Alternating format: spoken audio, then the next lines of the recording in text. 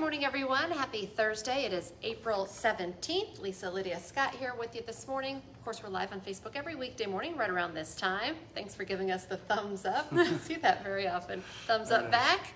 Of course, you can join us live and message along with the update, or you can watch it whenever it works best for you because it stays on your Facebook feed throughout the day, or listen to it as a podcast. We make that into a podcast right after we're done. You can find it at inform.com/podcast. Just look for the Inform Minute. All right, it's April, and this time of year, you kind of never really know what the weather wants to do, and today is one of the not as nice days. We're very back and forth this time of year. It is a roller coaster. Yesterday, sunshine, windy, but 60s. It was warm outside.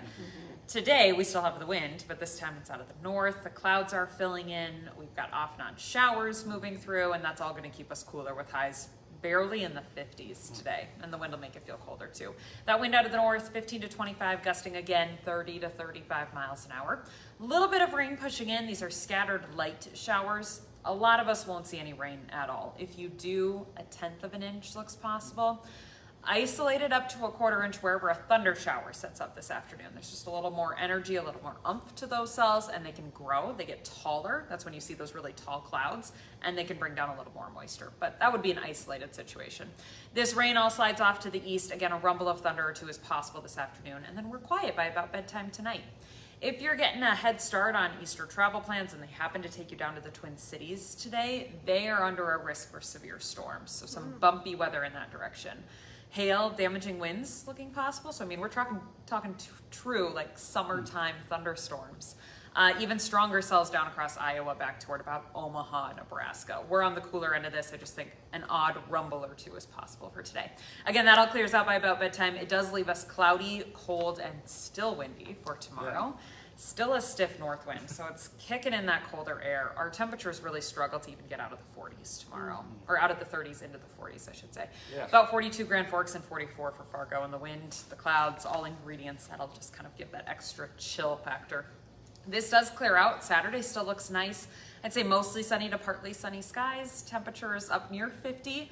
But less wind, so kind of more comfortable. Northwest 5 to 10 miles an hour. You get some April sunshine and 50 degrees, and that's not bad. I do think it'll feel pretty decent outside. Maybe a light jacket.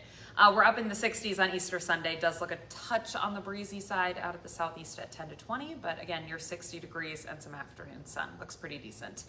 That's the bonus of a late April kind of Easter. We've all put on coats, winter coats on Easter Sunday, and snow boots. You will not need your winter coat this Easter Sunday. Monday still looks nice. Temperatures up into the 60s, a little bit cooler next week with mainly 50s and a few shower chances. Getting into the late April, I still see small signals for shower chances, but a little bit warmer. Maybe we could get our first 70 before the end of the month. Haven't seen 70 yet for 2025, so it's kind of dangling out there. Otherwise, watch out for a little bit of rain today. Keep your radar handy on you because, again, it's not going to rain everywhere. So if you're trying to do something outside or head out for a walk, just check your radar quick to see where the showers are situated. Best opportunity for rain for the Fargo area looks to be about 3 o'clock and beyond. Could get an isolated shower before that, but I think kind of after school evening drive time looks to be our best chance to see rain today. Okay. All right, that's all. Sounds good. Great. Thank you. Okay, well, new overnight, you may have been woken up by multiple calls and text messages about a missing vulnerable man in Moorhead. I got it. I was sleeping, woke up to both of them. I had them. They didn't wake me up, but I had them when I woke up, and I was like, "What is going on?"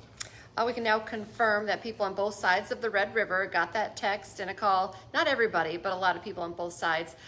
First one came in around 11:30. Police were looking for Kevin Johnson, a 60-year-old man with dementia-like symptoms. About a half hour later, so just after midnight, another call and text went out, that time letting us know that he was found. We've learned 2 Moorhead murder suspects have waived extradition and will return to Minnesota later this week or early next week to face charges. 35-year-old Jerome Thomas is charged with murder. 32-year-old Abby Fredrickson is charged with aiding an offender. We've told you about this story. We've been covering it since it happened. Thomas is accused of shooting and killing 39-year-old James Hamilton in the driveway of a home by M State on Sunday morning.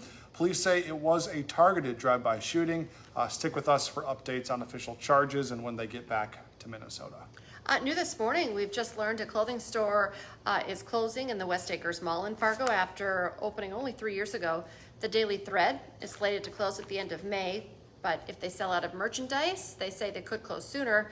You can read more about why the store is closing right now and check out other business headlines as well on our website, inforum.com. All right, one of Fargo's golf courses is opening up today. Not the best weather day for golfing, but diehards want to get out there and start playing when they can. Prairie Wood is ready to go. Doesn't sound like carts will be allowed just yet, but all of Fargo's other golf courses are set to open tomorrow. So by the weekend here, all the courses in the area open and ready to roll. Good sign of the season. A popular face in the sports broadcasting world is making a stop in Fargo today. Aaron Andrews will be speaking at today's Voices of Vision event.